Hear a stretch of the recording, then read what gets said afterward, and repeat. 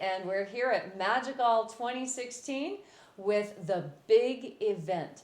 Today we have Dashú, and she's going to be with us talking about Woman Shaman.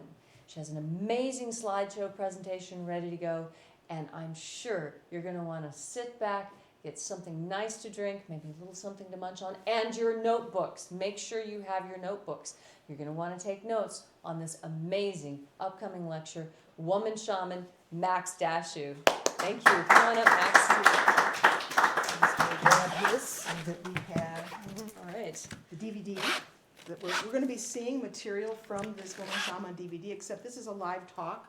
So no underscore, no music, not the whole for 3 hours, but we're going to have an hour-long taste of some of the material that I've covered in here, which is a search for female seers, diviners, trance-dancers, medicine women, Fantastic. in the cultural record. So that's what we're going to be looking at. Wonderful. Okay. Great. Well, let's get started. Right. Now we can move that. All right, bear with us for a moment while we switch to the slideshow. And as close as you can get that boom is good, because my voice is not the loudest. All right, so I'm hoping that I'm audible. Can you move it up a bit? And while we're getting set up, this is what you're looking at here is an image from Panama, cast in gold, and it's a woman with a vagina dentata who is also possessed of animal attributes. So she has an insect face, she has spirit animals riding on her paws or hands, and there's a number of these shamanic women in art from Panama. But now what I want to do is go right into, and yeah, those lights out also, if we can, into the ancient Europe. This is some of the oldest material I've been able to find. And the Shaman of Dolní Věstonice is in what's now the Czech Republic, and as you can see there, the date, 26,000 years BCE. This is believed to be a portrait of her, and they say this because they found her grave, which was also her house, and the skeleton had a bone abnormality, which you see reflected also in this portrait. This is not only the first female shaman I've been able to find historically, but she's also the first known potter, the first known firer of ceramics in the world.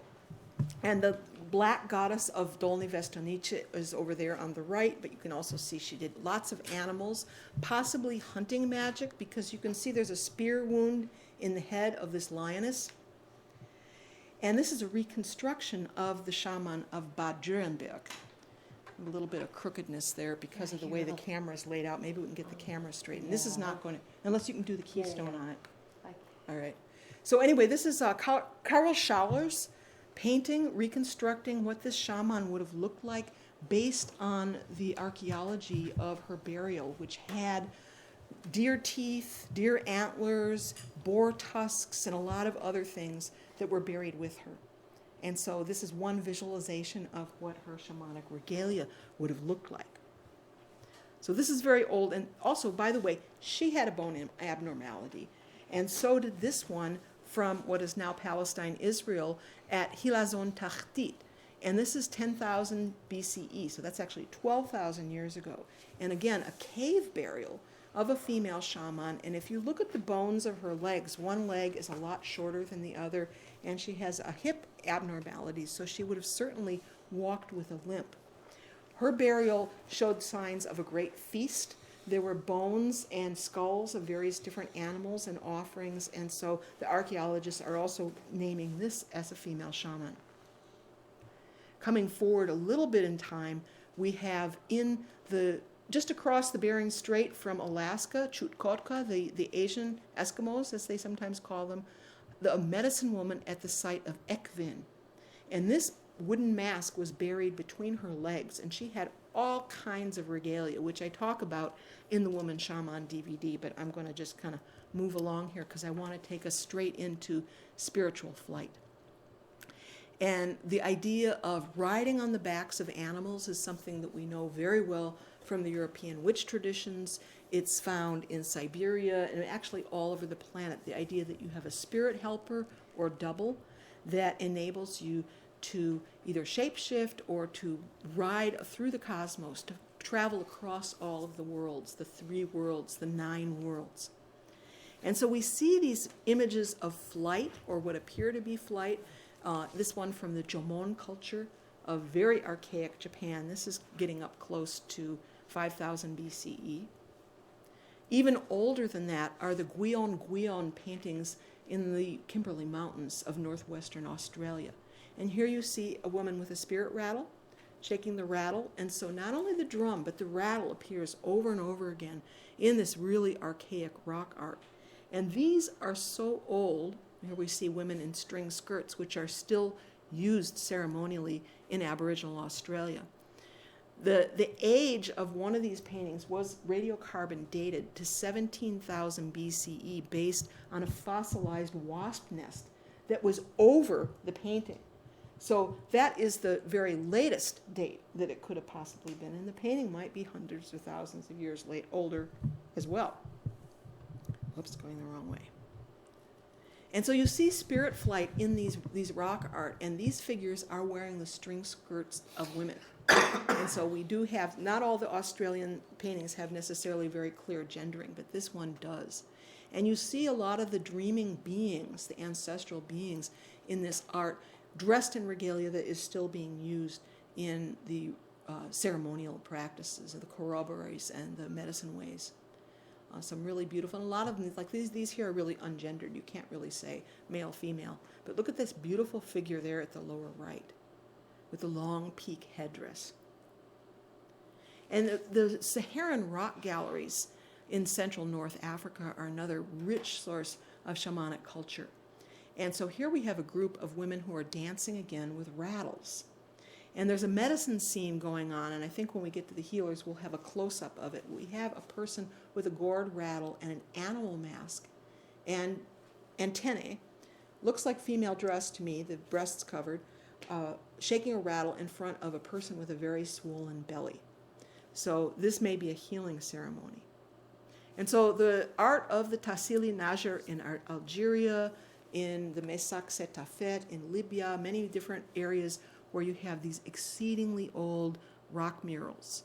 This one shows what they call desert patination, which means that the wind has been blowing silica against this rock for such a long time that it's actually formed a glassy surface over it, which is one indicator of great age. And they're estimating paintings like this as much as 6,000 BCE. So really old, much older than Egyptian civilization. Here's a classic example of one of these murals, and really one of the great testimonies to shamanic ceremony in Africa or in the world. And you have a group, both male and female, but the central figure is a woman, and do I have a close-up of her? I think I do. But she's blowing on a staff. And you see a man crouched in front of her. He's holding out his bow. So this could very well be hunting magic. The figure behind him is holding their arms out. And then behind the whole scene there is an old woman with a ritual staff. And there's a whole chapter. I didn't really plan it like this, but I found so much about the shamanic staff that I had to create a chapter in the DVD about it because it's a major theme. The witch's wand is an aspect of this, and you find many others. But you've got this old woman holding the staff, and then here's a close-up of the ritualist at the very center of the scene where you've got a woman blowing. Is it a staff or an arrow? When we look at this one with the club-headed staff, it makes me think it's a staff rather than just her fist holding the top of it, although he is holding out a bow. But notice how the artist has painted her entire head filled with red ochre. So they're taking the symbol of vital energy and projecting it and saying, well, look, her head is full of what the Yoruba would call ori, head filled with spirit. And that's indicated in a couple of the African rock art pieces. Another hunting ritual, and here you've got the man with the bow, and behind him is the priestess in an invocatory posture, Hands raised, that's a whole chapter on this gesture, this invoking gesture. Also, this is global and very strongly keyed to female figures in the archaeological record. And from her womb is a line of power that connects to the hunter, so that she is exerting influence on the acts of the hunter. And we know from Inuit testimony in the Arctic, this same kind of the idea that the woman sitting by the lamp, in their saying, is indeed powerful, and she has the power to call game. So there's kind of a co-gendered cooperative thing going on there. This one, I don't even have a strong bead on the exact site. We don't even know which country it's in, but I think it's really a beautiful example of this invocatory energy. And this time she's dancing. Her head is thrown back. She's looking into the heavens. You know, so this is the ecstatic dance, which is so much keyed together with this shamanic bringing in of spirit and these transformative states of consciousness. So Baja California is also another very rich source of murals, rock murals, where you have, and we don't necessarily know, are these shamans, are these ancestors, deities? There's a lot of interpretive ambiguities going on here. But this invocatory or maybe benedictional stance that they assume. And you see the woman who's floating there above the other figures. Here again, a woman at the center. A head is eroded away from water dripping in these caverns. And notice how her body is half red and half black. So there's an idea perhaps of being between the worlds, you know, into a spiritual state where you're transformative and transforming. Lots of different ways of looking at that. And so we get glimpses of headdresses, perhaps of leaves or feathers in some of these. We have scenes of the people who are invoking and then the animals in connection with them. And this one from El Bateyi really it correlates a lot with the Paleolithic and Mesolithic rock art in Europe, especially in Spain, where you will see invoking figures or trance-dancing figures or flying figures in conjunction with animals, especially deer, which we're seeing here. Here's the same connection. Again, the animals and the dancers. And what I've done here is I've highlighted the female figures in red so you can pick them out. There's also male figures who are falling into trance after dancing for long hours and attaining that ecstatic union, which is so pivotal for shamanism. This is the source of unity, the source of wisdom and transformation and healing. And so you can see the women again are wearing perhaps feathered headdresses. They have ritual ties. They have tails. They're wearing actually dance regalia in the form of animals. And it's very rare actually to see scenes of healing. This is one of the examples I found from Zimbabwe, another rich area for rock art and particularly for women shamans. In this example, laying on of hands at Silozwane. And here's a very important piece. I would love to get more photos, more close-up photos. This is the best color picture I could get of her. And I'm actually going to stand up and show this to you. I hope I'm going to be mic'd okay to do that. But I've got a female figure standing here. She has a staff in one hand. These are her breasts. That's how we know it's a woman. And this is classical in Egyptian art, Saharan art, and also in southern Africa. She also has these little brown bulbs here, which some people have seen as bee wings. And these beings, which are pouring out of this vast energetic enclosure, have been interpreted as bees, although to me they look like swallows. But some kind of flying beings, and they may even represent souls.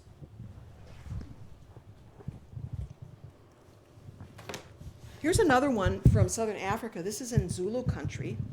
And in Dedema cave, you've got two figures wrapped in eland hide leather cloaks, and they're holding out their arms, or are those arms? Are they transformed wings? Actually, it looks more wing-like than hands. And toward a spirit bird with its long wing feathers trailing behind it. And here again we have this use of ochre, in this case yellow ochre, a panel of this drawn all the way across the scene, and it passes through the heads and faces of the invoking figures. So they're really indicating something about, and this is a Pan-African theme. We've had it now in the Sahara, and we've had it in South Africa. that they are in a transformed state of consciousness by the presence of this numinous ochre field around them. Here's our staff again. And this is in southwestern Africa, in Namibia. And so she's carrying the staff. Her face is painted white. Parts of her legs and body also with white paint, which is still used in African ceremony today. She has ritual ties on her shoulders, white beads. And so this is a very important record for us of a female spiritual regalia in Namibia. Now we're going to turn to the shapeshifter. And we're going to see first a number of examples, including this one, of Cretan seals. And these are very hard to find, but they exist. I mean, some of you may have seen some of the beautiful ritual seals out of ancient Crete, the goddess ceremonies and so forth. But here is a woman whose head has transformed into a bird. And so we have one here where she's dancing, and this combination of dance, transformation is a basic theme. Her arms have turned into wings. Her head has turned into a goose head. And then floating above her head is a symbol that often signifies transformation in the ancient art of Crete, the serpent flying through the heavens. And we'll probably see that in a couple other slides before we're through here. So here again, dancing, arms become wings, the head, in the case on the right. And so the idea in Siberia, which is the classical homeland of shamanism, the shaman would chant and dance and drum until they got into an ecstatic state, and then they would, once they've achieved that divine union, then all this power would start pouring through. And so we see this happening here in Crete also, which the shape-shifting is one indicator of that power. This is a famous seal from Isopatra, and you have a goddess and women who are adoring, and if you look at them closely, they have bee heads, bee hands, bee feet. So they are partly transformed as shapeshifters. And this is our really earliest, maybe 1,000 years before the Greeks used this word, but the name Melissae, the bee priestesses of Greece. This is a title given to the women of Eleusis, and you see it also being used at the Pythia, at Delphi, and various other goddess temples in the Eastern Mediterranean. And so here's our earliest visual identifier of that. In other cases, the shapeshifters have heads of serpents, which you can see in the lower left panel here. And again, goddess adoration, this time in combination with the griffin. This may be an underworld scene. You see these channels going into the earth. That it almost look like the roots of trees. And so lots of different shapeshifting going on in this Cretan art.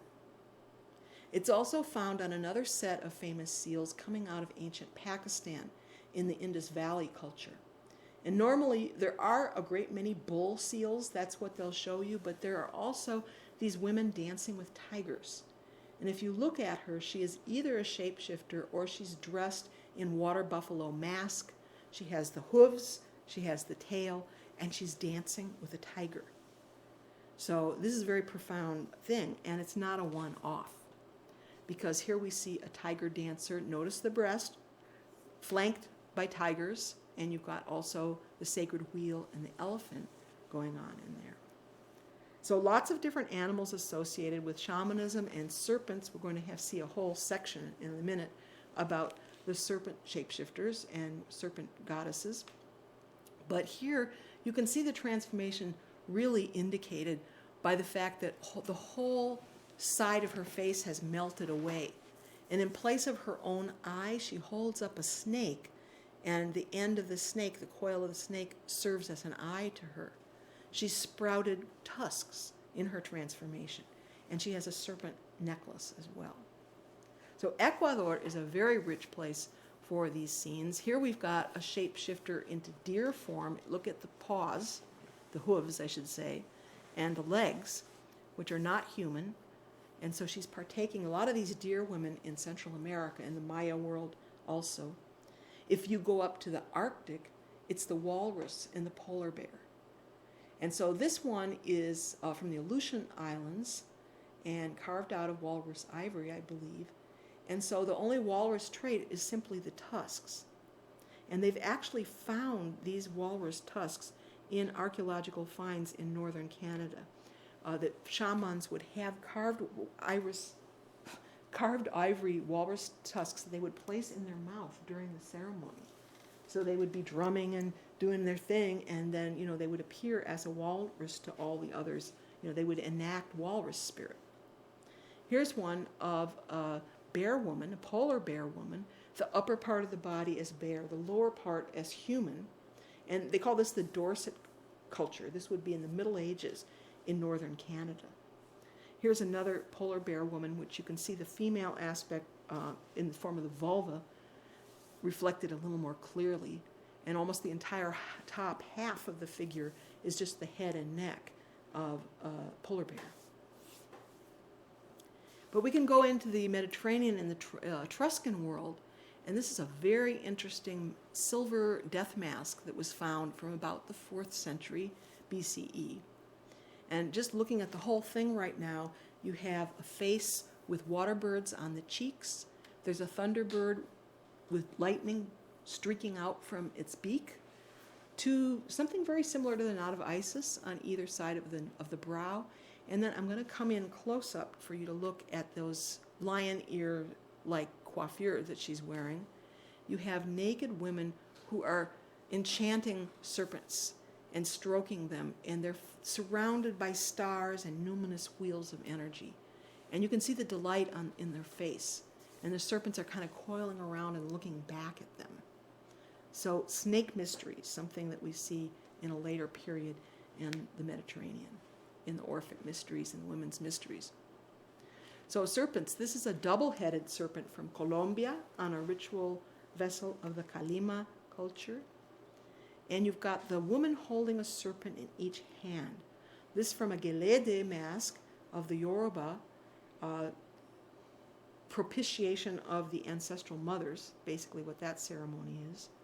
We see them again from Ecuador, and you can see that these women are dressed up in festival ritual dress with the snakes. It shows up also on a Maya vessel. This is a very intriguing square painted vessel from, I think this is from Guatemala. And so the Barbara Tedlock's theory about this from the shaman in the woman's body is that she is a woman in birth. And there are scenes on the other panels that show reason for thinking that. But she's got snakes in either arms. She's embraced from behind by the goddess Ixchel in the form of a jaguar. And there's a midwife wearing the insignia of Ixchel, which is the spindle, in her headdress, as well as another snake.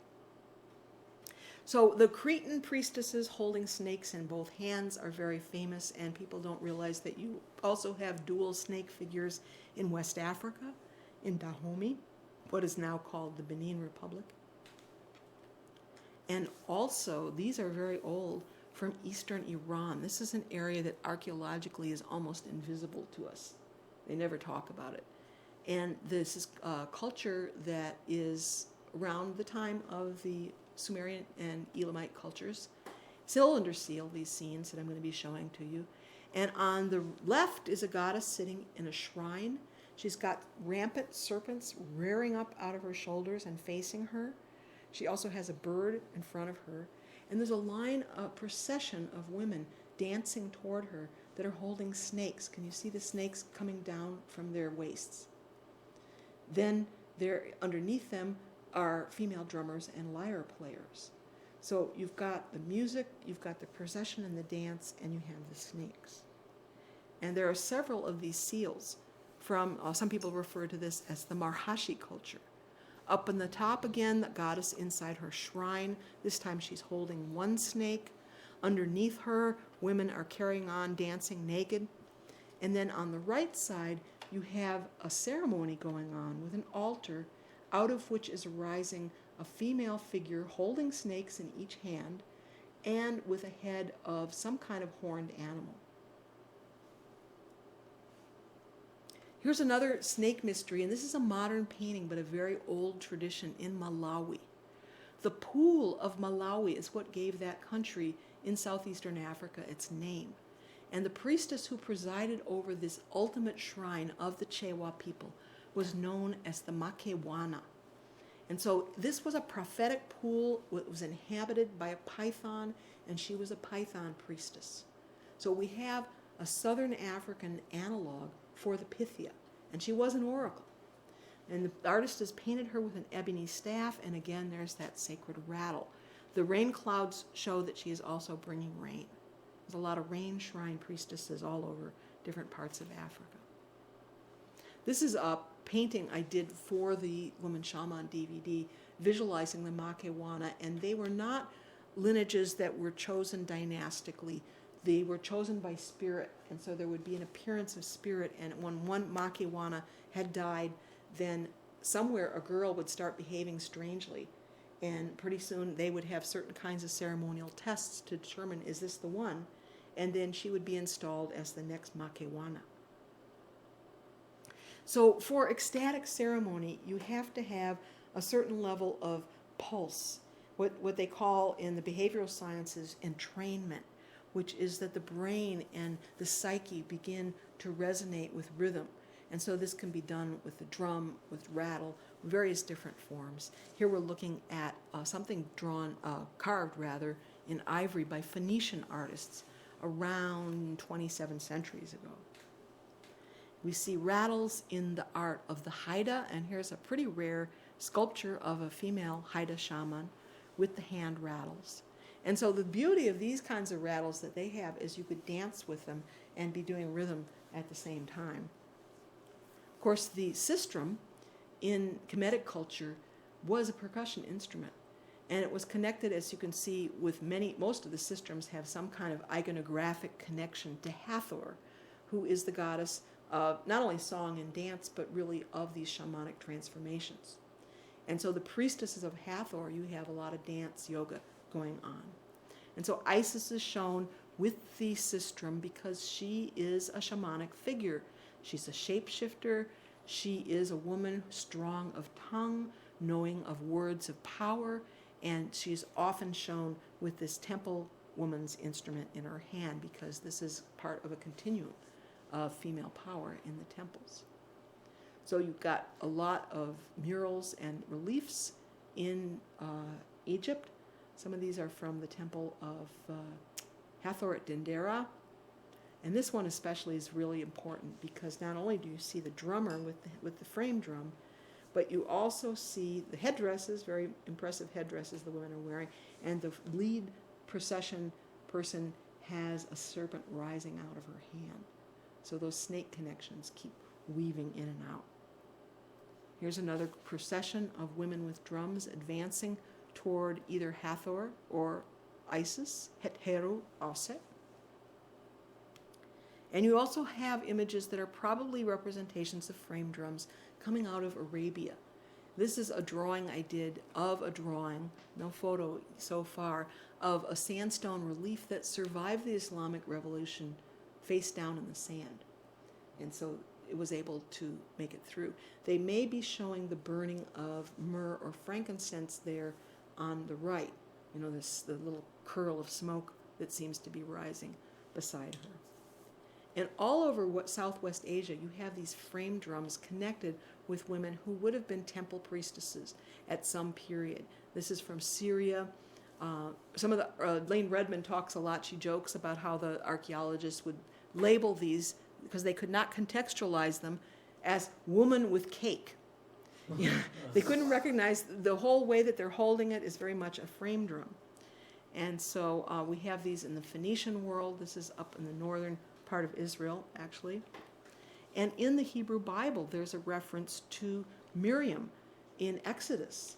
And it says, and Miriam went out with her drum, and all the women followed behind her. No, Miriam, the prophetess.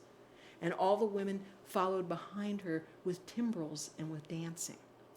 And so we're seeing a female collectivity of raising power through music. And it's very significant that this line in the Bible, a very rare line, by the way, identifies Miriam as a prophetess at the same moment that she's dancing and drumming. You know, it's showing that ecstatic dimension of something that was really erased from most of the biblical testimony. We do have references to the Kadesha, which means holy woman, and also to the Balat Ob, when you read about the witch of Endor, this is the Balat Ob, which means the mistress of the talisman. Ob is like a power object. It's some kind of thing that has been consecrated with spirit power. This is my painting, envisioning what these women might have looked like in early Hebrew times. Oh, here we have a picture. This is William Blake, I believe, the Balat Ob of Endor. And she's calling up at the request, or actually the command, of Saul. He's calling up the shade of Samuel.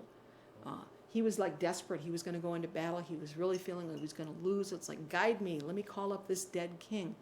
But he had made a rule that no prophetesses, no one could call on spirits of ancestors. There should be no prophecy. This is all forbidden now on the death penalty. So he comes to the witch of Endor, and she says, no, I can't do that. He says, no, nothing's going to happen to you. And so she does it. And once she goes into trance, she knows immediately, you are Saul. So, she's in that zone, and she realizes immediately what's happening. He's fainting away in terror. This is also from the DVD, and I needed a picture because there's this great Greek line about the priestesses of Cappadocia, which is in central Turkey today, and how they were firewalkers. And a lot of different references to the ecstatic ceremonies of the Anatolian priestesses.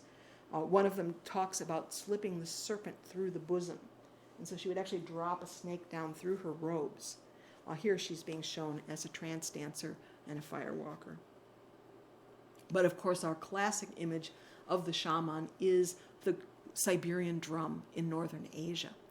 And this is a female shaman in the Bashkir society, Turkic people of western Siberia. And you've got the painted drum. A lot of times the visions are actually drawn, the dreams and visions of their initiation are drawn onto the drum. But the drum is all over the place. So we see temple dancers in eastern India, in Odisha, and you've got the mridangam being played there. Here's one from Karnataka. And so there's quite a lot of images, as we saw in Egypt and in Mesopotamia as well. The temple women, this would have been an ecstatic practice originally. And it's kind of been stripped from view because the emphasis is on a political priesthood. And you do have priestesses in these societies as well. But in India, the priestesses by some time, maybe by the Middle Ages, have been driven out, and only male pujaris are allowed to officiate in the temples. Moving to Chile, or actually in Peru, we have the Mochica culture, the Moche people, and here she is with her drum again. And what's interesting about this society, it's a very male-dominated culture in certain ways, very warlike, lots of captivity and slavery, but you have this whole theme of medicine women that comes to us mainly through ceramic art, but also increasingly archaeological finds of priestesses who were buried in the period between 300 and 900 of our era. And so, I don't know if I'll have more of those in this show. I'm going on the drums right now here. Including women holding wachuma, or what they call San Pedro cactus, something very equivalent to peyote. Now, the Inca culture is named after the high priest of the sun, and he had a female counterpart who was called the Koya. And so you see Koyas leading processions with drums quite a lot in the post-conquest art. This is from Guaman Pomo's book of the 16th century, when you hadn't had a full Catholicization yet. One of the homelands of female shamans very strongly is in ancient China. And so these were called Wu. And there's a lot of scenes of ecstatic dance. You've got a woman who is beating on a drum placed on a bird stand. And they've actually found bronze or wooden stands with these double phoenix birds holding the drum in burials in the region of Chu. There's also quite a number of bronze offering vessels from about 24 centuries ago, showing women officiating in temples over ceremonies, using the bronze libation vessels in ceremonies of the ancestors. And also in the lower panel, you see them drumming and playing gongs and chimes suspended from the ceiling. There's also dancing birds, female dancers also happening in some of these scenes. And so this is a glimpse of a cultural world that's no longer visible any other way. There was a lot of state persecution in this time period and afterwards, driving these Wu. At one point, they were part of the state apparatus, but gradually you have as more patriarchal society takes hold, these women are pushed out from their sphere of power. Now the sacred mirror, in this case we have a hematite mirror worn over the heart of a female figure from the Olmec culture of Mexico. And she's also covered with cinnabar or red ochre, so you've got that sacred red happening again. But our oldest sacred mirrors are found from female burials at Çatalhöyük. And you can gauge the size of them from the hands of the woman there that's holding that. And there was one female burial that had 11 of these mirrors. And so the idea of gazing into obsidian mirrors is something that was shared with the ancient Mexicans. You know, the Aztec cultures had these obsidian mirrors, and there's all kinds of ceremonial stuff around that. We also have bronze mirrors in northwestern Siberia, and you see bears and wolves and other beings. These are not mirrors of like, oh, how do I look? They are also ceremonial mirrors that are used in scrying. So gazing into the polished surface of the mirror is a way of looking into the other world. You see goddesses riding on the backs of lions holding up the mirror. And here again, she's not looking at the mirror. She is showing you the mirror. And this is a very common theme in Western and Central Asia. This is, actually this is Iraq. It's within the borders of Iran. But you've got her with the mirror here. And then if we go over into Afghanistan, we have the priestess. And again, holding the mirror outward towards the viewer. And so you can see how long ago that is, 2,000 years ago. This is something that survived in South Asia, particularly in the Tibetan and Burmese cultures, and especially the Dakinis and the various female seers and spirit women often use the melong, the wisdom mirror, which reveals the pure vision of reality to those they are initiating. And so there's a lot of Tibetan art along those lines. Here's a melong in use now in modern time by Dakini that was revealed to, she had a very hard time getting to the Dalai Lama. The monks would not let her through. They thought she was a crazy lady, but she was channeling major spirits in their tradition. She was in fact a Dakini. And so once she actually got to the Dalai Lama, he lifted her up to become one of the state oracles of Tibet. But here she is dancing with the melong. And here's the mirror again with the koya. So because the moon reflects the sun, the mirror had a special quality of, the essence of the moon, basically. And so, lunar mysteries was all about the koyas. Then moving back to China, this is the 7th century. And there's all kinds, if you Google Chen Jinggu, you can find a lot on this woman because she was deified as the Lady of Lin Shui, but she was actually a historical cure, healing figure, who lots of different stories about her.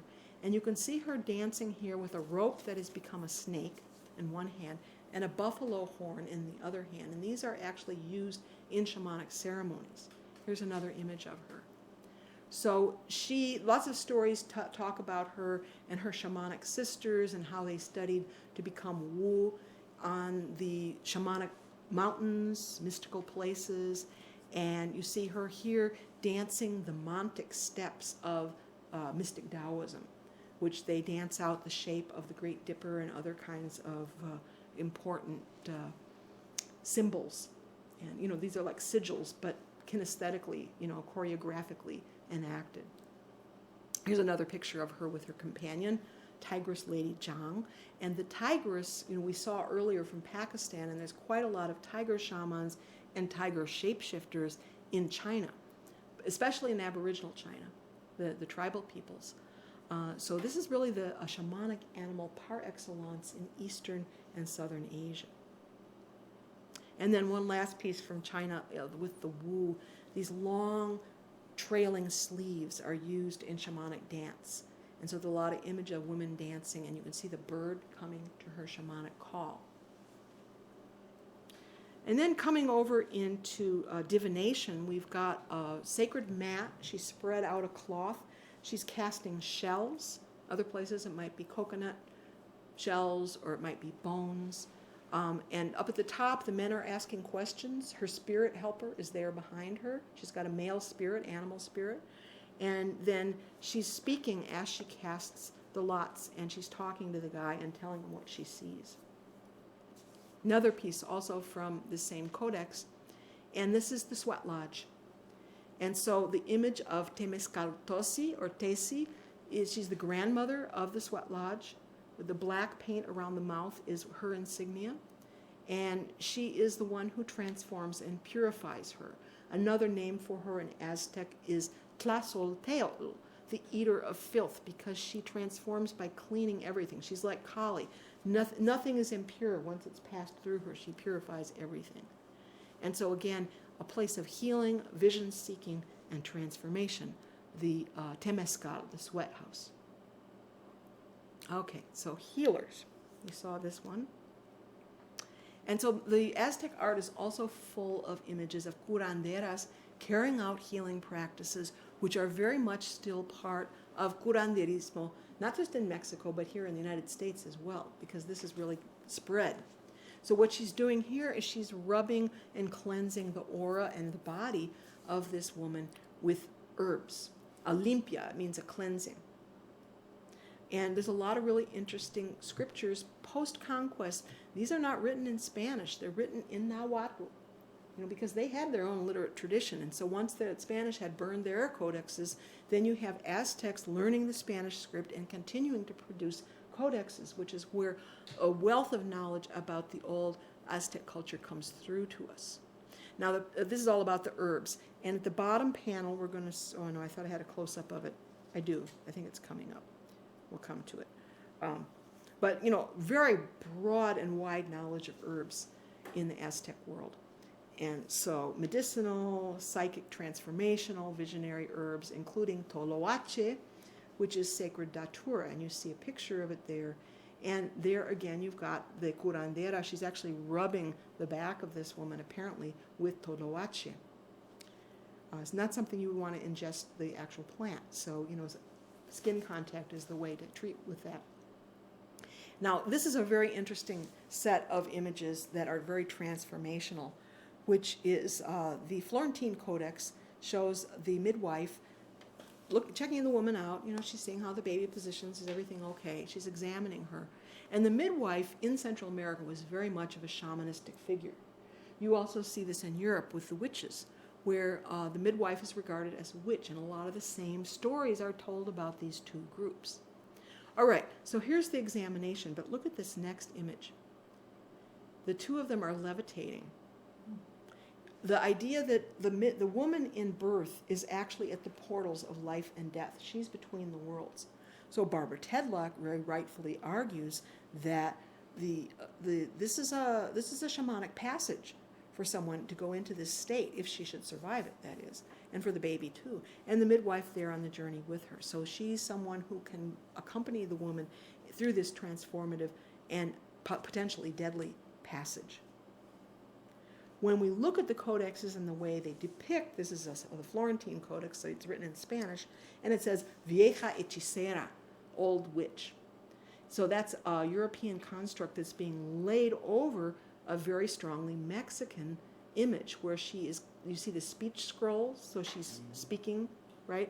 She's maybe saying charms, she's chanting a litany, and she's holding out her arms. She's got something in her hands, or maybe this is a kind of a position, an energetic position that she's assuming. So, this clash of cultures, because of course there was a great repression anywhere Christianity came of these older ways. But even in Europe, you see examples like this one, and this is such a precious find, this painting, a little miniature in a French manuscript, where you've got the healer, and she's making passes. She's not necessarily doing massage. She's actually energetically treating him through moving her hands over his body, treating his aura, essentially. And if you look closely by her left arm there, you can see little spirals that have been painted. as if the artist wanted to indicate that she was actually whirling her arm over him, that she's actually doing movements. Here is a mural on the history of the medicine in the Philippines, and this is the first panel, which is about the ancient Babaylan, the female shamans under various names in the Philippines. And so you see a very sick old person lying there, half dead almost, and she's got a fire, and she's invoking the Anito, which is the spirit being there behind her, the ancestor, in powers of nature for the healing. Oh, I thought, wait, do we have more healers? That's my DVD, Woman Shaman the Ancients. And as I mentioned before, it has a lot of music. These are just examples of some of the different images that you have in 3 hours of video. There's actually 2 discs of it. And I'm talking about it just as I am now, but it's much more, you get to experience it with the music, which really gives you a feel for the culture. And so there's, let's see, what do we have? I've forgotten how many chapters. There's like 15 chapters or something in the DVD. And you can see sacred dance, shapeshifters, serpents, diviners and healers, shamanic goddesses, the oldest shamans, which is the very most ancient material I could find about this. Entheogens is a very interesting chapter on the spirit plants, sacred staffs, crowns, mirrors. And so, covers a lot of ground, because really when you try to study this subject, you get mostly information about men. The great classic on shamanism, Mircea Eliade, was convinced that shamanism only in its degraded state ever allowed women. And so he has a very strong bias against women, even though some of his own data contradict that theory. And so, what I've tried to do is to put this all together and really bring together a body of cultural testimony from all over the planet, showing that, in fact, you do have medicine women and ecstatics and diviners and oracles and dreamers and spirit travelers, females, who are doing these things. And we really need to know that, because we have such a skewed cultural record, the way that history is presented to us. I'm trying to get through here because I think I have some more images. One of the extras on the video talks about some of the politics of knowledge and decolonizing knowledge, and how we have to do that both on this axis of sex and gender and the axis of racialization and colonial empires and so stuff like that. So a lot of the most interesting material I found, there were no pictures for, and so that is where I came up with digitized images that I created, like this one. This is about a Pawnee bear medicine woman, and there's no pictures of her, and so she was instructed to create a teepee with an image of the owl and the sun and the cedar. And then she had a special altar. They have these little tripod altars that they hang things on outside the teepee. And this was her medicine lodge. So I was trying to visualize what that might have looked like. And the same with the Cappadocian priestesses. And from Northern Europe, a very, very interesting tradition of the Norse, utiseta, which means sitting out, literally sitting out. And so they would go out into nature and they might gaze over long periods of time, and they would listen to spirit, and they would watch the omens, and they would fast, and maybe they would chant. It's all 1,000 years away from us now, but that was about that. And here's the same kind of vision questing going on in the Sahel of northwestern Africa. Or this is Sarai. Is it Sarai? I think her name is Sarai in the Hebrew tradition. Prophetic figure. And in Central Asia, in the Tarim Basin, the ice priestess of Ak-Alaha on the Ukok Plateau. And there's been some very interesting excavations that the Russians have known about for some time, and they've only come to Western notice in the last couple decades. This was a burial at Ak-Alaha of a woman with a 3-foot tall headdress that represents the tree of life, and it's got 15 swan figures in gold all the way around it. And so lots of very rich ceremonial regalia. And cultural worlds that we don't really ever we're not given to know about, such as ancient Armenia, I searched for 45 years before I was able to find goddess culture and priestesses from Armenia, because it made what's in the books made it look like it's all kings and warriors, and that there was no female anything in Armenia, not in the ancient world. And so here, this is amazing. I had to actually render this because it was a copyright protected image that I didn't want to pay $500 to use.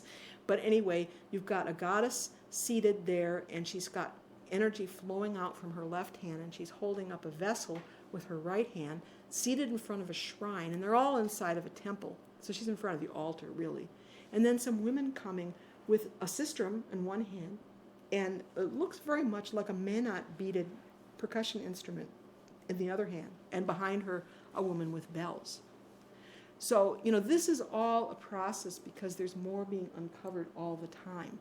And of course, not only the ancients, you've seen a few modern images here as we've gone through this, but I have all kinds of other visual presentations that I'm going to be doing as webcasts in the future through the Suppressed Histories Archives website, which you can visit at www.suppressedhistories.net, and also the Suppressed Histories Facebook page. I announce all of my events on there. Who knows, I might be coming to a city near you at some time in the future. You can sign up for the mailing list through the Facebook page.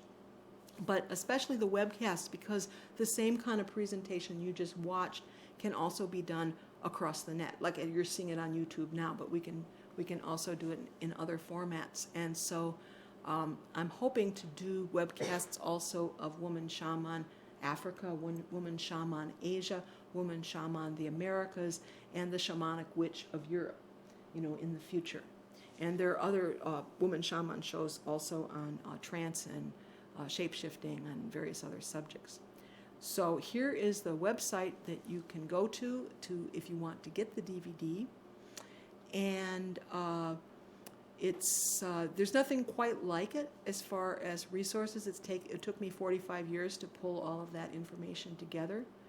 And also visit the Suppressed Histories webpage, Facebook page, and like the page, because I'm posting every day, multiple times usually, and there's quite a lot of information, whether you're interested in shamans, priestesses, goddesses, women of power, Amazons, warriors, all of that stuff, Neolithic culture, indigenous studies, is all on there. And so that's a great way to pick up on that. So my thanks to MagickAll and to Leslie and David for hosting this webcast. Thank you.